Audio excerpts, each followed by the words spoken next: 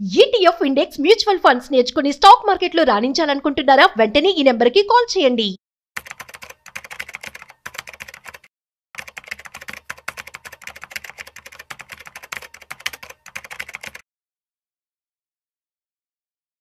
Hello sir, నమస్తే. నమస్తే అమ్మ కీర్తి. సార్, ఇప్పుడు ప్రపంచం మార్కెట్స్, మనకి వరల్డ్ మార్కెట్స్ అన్ని ట్రెండ్స్ ఎలా ఉంది, దాని పరిస్థితి ఏంటి, అండ్ ఆ ట్రెండ్స్ మీద మీ అభిప్రాయం, అండ్ మన మార్కెట్స్ ఎలా ఉన్నాయి, గోల్డ్ అండ్ సిల్వర్ రేట్ పరిస్థితి ఏంటి, అండ్ హౌస్ హోల్డ్స్ రేట్, అవన్నీ కూడా అప్డేట్స్.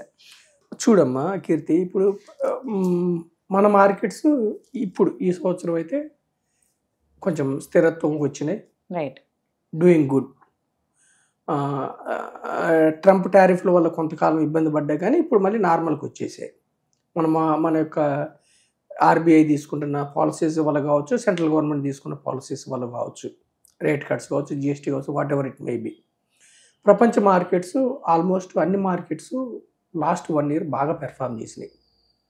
యూకే బాగా చేసింది, యూఎస్ఏ బాగా చేసింది, అంటే more than 20%. Brazil, Germany, Japan, Hong Kong, Korean markets. ఒక్క రష్యా మార్కెట్ మాత్రం యుద్ధం వల్ల -7% నెగిటివ్ రిటర్న్ ఇచ్చింది. ఈవెన్ చైనా మార్కెట్స్ కూడా అరౌండ్ 19 to 20% రిటర్న్స్ ఇచ్చినాయి. అన్ని మార్కెట్స్ బాగా చేసినాయి. మన మార్కెట్ మాత్రం అరౌండ్ 9 to 10%. ఏప్రిల్ 1st నుంచి ఇప్పటి వరకు సెన్సెక్స్, నిఫ్టీ 9 to 10%. అదే 200, 500 అయితే ఒక 5 to 6%. Mid cap, small caps మాత్రం రిటర్న్స్ ఏమి ఇవ్వలేదు. అంటే గత కోవిడ్ తర్వాత విపరీతంగా పెరిగి ఉండటం వల్ల, ఓవర్ వాల్యుయేషన్ వల్ల మిడ్ క్యాప్, స్మాల్ క్యాప్స్ ఏమి ఇవ్వలేదు రిటర్న్స్. కానీ లాస్ట్ 10 years రిటర్న్స్ చూసుకుంటే మన నిఫ్టీ కానీ, సెన్సెక్స్ కానీ, నిఫ్టీ 500 కానీ, అంటే మన మార్కెట్స్ అనేది ఇక్కడ కేవలం బ్రాడర్ మార్కెట్స్, ఇండెక్స్. రైట్. ప్రజలు అర్థం చేసుకోవాలి, మార్కెట్స్లో, స్టాక్ మార్కెట్స్లో రిస్క్ ఉంటుంది, డబ్బులు పోతాయి, డబ్బులు వస్తాయి.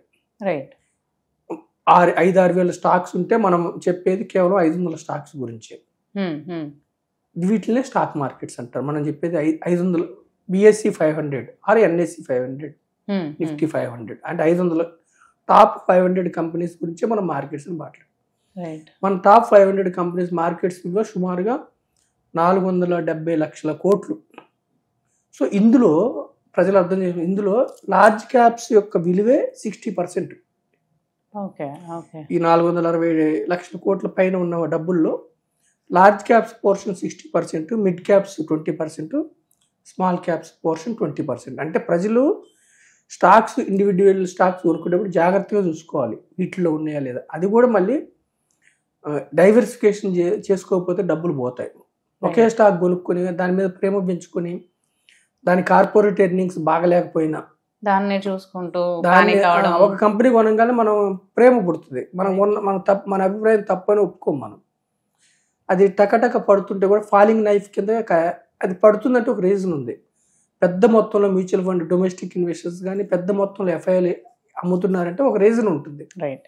మనం ఏం చేస్తాం, ఫాలింగ్ నైఫ్ కింద చేయి పెడతాం. ఫాలింగ్ నైఫ్ కింద చేయి పెడితే చెయ్యిలో నుంచి దూసుకొని కత్తి కిందకి వెళ్తుంది. స్టాక్ టక్క బడుతున్నట్టు ఒక కారణం ఉంటుంది. మనం ఏం చేస్తాం, యావరేజ్ చేస్తూ ఉన్నాం. అందుకని మనం ఏం చెబుతున్నాం, ప్రజలు నష్టపోకూడదంటే మనకి ఇక్కడ ఎందుకంటే పేద ప్రజలు, అమాయక ప్రజలు, మధ్యతరగతి ప్రజలు నష్టపోకూడదంటే, మీరు ఫస్ట్ టైం ఇన్వెస్ట్ అయితే నాలెడ్జ్ లేకపోతే మీరు బ్రాడర్ మార్కెట్స్ అంటే నిఫ్టీ 100 కానీ, నిఫ్టీ 200 కానీ, నిఫ్టీ 500 ద్వారా పెట్టండి, లేదా మ్యూచువల్ ఫండ్స్. మరి మ్యూచువల్ ఫండ్స్ అని ఎందుకు చెప్తున్నాం అంటే, మ్యూచువల్ ఫండ్స్ తీసుకునేది ఇప్పుడు లార్జ్ క్యాప్ స్టాక్స్ అని ఉన్నాయి అనుకోండి, నిఫ్టీ 100లో నుంచి తీసుకుంటారు వాళ్ళు. వాళ్ళ బెంచ్ మార్క్ నిఫ్టీ 100, అంతకంటే ఎక్కువ వెళ్ళకూడదు. రైట్. టాప్ 100. మిడ్ క్యాప్ అన్నారు అనుకోండి, 101 నుంచి 250 కంపెనీస్ తీసుకోవాలి, బియాండ్ దట్ వెళ్ళకూడదు. అంటే 65% మిడ్ క్యాప్ అయితే, స్మాల్ క్యాప్ 65, లార్జ్ క్యాప్ అయితే 80%. కాబట్టి ఏంటంటే మనం అందుకనే ఇవి చెప్తున్నాం. అయితే ఇంకా ట్రెండ్స్ ఎలా ఉన్నాయంటే, ఎఫ్ఐఐలు మాత్రం మన మార్కెట్స్లో 2024 నుంచి లాస్ట్ ఇయర్ March 24 నుంచి ఇప్పటి వరకు సుమారుగా $21 బిలియన్ US అమ్మారు ఎఫ్ఐఐలు, ఫారిన్ ఇన్స్టిట్యూషనల్ ఇన్వెస్టర్స్. కానీ డిఐలు, డొమెస్టిక్ ఇన్స్టిట్యూషనల్ ఇన్వెస్టర్స్, అంటే మన మార్కెట్స్లో మన మ్యూచువల్ ఫండ్స్ కావచ్చు, ఇన్సూరెన్స్ వీళ్ళు మాత్రం 2023 ఆగస్ట్ నుంచి ఇప్పటి వరకు $85 బిలియన్ US స్థిరంగా కొంటూ ఉన్నారు మన వాళ్ళు. ఎఫ్ఐఐలు శుభ పరిణామం ఏంటి, అక్టోబర్లో నెట్ బయ్యర్స్, 8,200 కోట్లు. నవంబర్లో మాత్రం కేవలం 320 కోట్లే నెట్ బయర్స్. మళ్ళీ డిసెంబర్లో 8,000 కోట్లు అమ్మారు. రైట్. ఈరోజు మండే కూడా నెగిటివ్ ఉంది మార్కెట్. ఈరోజు కూడా మోస్ట్లీ అమ్మవచ్చు నేను అనుకోవటం. అయితే ఎఫ్ఐఐలు ఏంటంటే ఫారిన్ ఇన్స్టిట్యూషనల్ ఇన్వెస్టర్స్. వీళ్ళు ఏం చేస్తారంటే అమ్మ, ఏ దేశం బాగుంటే ఆ దేశంకి వెళ్ళిపోయి అక్కడ లాభాలు సంపాదించుకుని మళ్ళీ ఏ దేశంలో అనుకూలంగా ఉంటుందో ఆ దేశానికి వస్తారు. సో వీళ్ళు ఎక్కడ పెట్టారంటే లాస్ట్ 1 yearలో బ్రెజిల్, తైవాన్లో విపరీతంగా డబ్బు కుమ్మరించారు, అక్కడ లాభాలు తీసుకున్నారు. ఓకే. అయితే మన దేశంలో ఇప్పుడు స్టార్ట్ చేస్తున్నారు. మన దేశంలో Q2 ఎర్నింగ్స్ బాగున్నాయి. Q3 ఇంకా బాగుంటాయి అనుకుంటున్నాం. జిఎస్టీ రేట్ కట్స్ వల్ల ఆటో కానీ, ఈ మానిటరీ పాలసీ వల్ల కానీ, కన్జంప్షన్ బూస్ట్ అవటం వల్ల కానీ పెరుగుతాయి. మళ్ళీ వస్తారు వాళ్ళు వచ్చిన తర్వాత మార్కెట్స్ మళ్ళీ ర్యాలీ మొదలవుద్ది. ఈ లోపు మనకి ఆర్డినరీ పర్సన్స్, మన ఇండివిజువల్ ఇన్వెస్టర్స్ చక్కగా ఇన్వెస్ట్ చేయమని చెప్తున్నాను నేను. సో వాళ్ళు బ్రెజిల్ అండ్ తైవాన్లో ఎక్కువ పెట్టారు. మన డొమెస్టిక్ ఇన్వెస్టర్ బాగా పెడుతున్నారు. అయితే గోల్డ్ అండ్ సిల్వర్ గురించి ఏంటంటమ్మా, లాస్ట్ 1 yearలో బాగా ర్యాలీ చేసినాయి. కారణం ఏంటంటే అమ్మా, బ్యాంక్స్, సెంట్రల్ బ్యాంక్స్ అంటే మన ఆర్బీఐ, అన్ని ప్రపంచ దేశాల బ్యాంక్స్ గోల్డ్ని రిజర్వ్ లాగా పెట్టుకుంటున్నాయి. ఇప్పుడు ఇంతకుముందు ఫారిన్ ఎక్స్చేంజ్ కింద అంటే విదేశీ మార్కం కింద డాలర్స్ని పెట్టుకున్నాయి. రైట్. ఇప్పుడు ఏం చేస్తున్నాయంటే ఫస్ట్ టైం ఆఫ్టర్ 1996 తర్వాత డాలర్ కంటే కూడా ఎక్కువ గోల్డ్కి వెళ్ళారు. సో గోల్డ్ రిజర్వ్స్ డాలర్స్ తర్వాత సెకండ్ లార్జెస్ట్ రిజర్వ్ గోల్డ్ అయింది. అందుకని గోల్డ్ ర్యాలీ చేస్తుంది. ఎంతకాలం ర్యాలీ చేస్తుంది? ఇంతకుముందు సెకండ్ లార్జెస్ట్ రిజర్వ్ యూరో ఉండేది, యూరో కరెన్సీ. ఇప్పుడు గోల్డ్ అయింది. ఎంతకాలం ర్యాలీ చేస్తుంటే సెంట్రల్ బ్యాంక్స్ రిజర్వ్స్ పెంచుకునేంత వరకు గోల్డ్ ర్యాలీ చేస్తుంది. మరి ఎప్పుడు కరెక్షన్ వస్తుందంటే వన్స్ సెంట్రల్ బ్యాంక్స్ మళ్ళీ ఒక డాలర్ ఓకే అనుకుంటే, ట్రంప్ నిర్ణయాలు సరిగ్గా ఉండి, ప్రపంచ దేశాలతో అగ్రిమెంట్స్ మంచిగా కుదిరి మొత్తం గ్లోబల్ అన్సర్టనిటీ సెట్ అయితే మళ్ళీ వాళ్ళు అమ్మినప్పుడు మళ్ళీ గోల్డ్ రేట్ పడవచ్చు, స్థిరంగా ఉండొచ్చు. సో ఇది మన హౌస్ హోల్డ్ ఫైనాన్షియల్ ట్రెండ్స్ ఎలా ఉన్నాయి. గోల్డ్ గురించి ఏంటి, ప్రపంచ బ్యాంక్స్ వల్ల డిమాండ్ వచ్చింది. ఫ్యూచర్లో ఉంటుందా ఉండదా అన్నది it may or may not.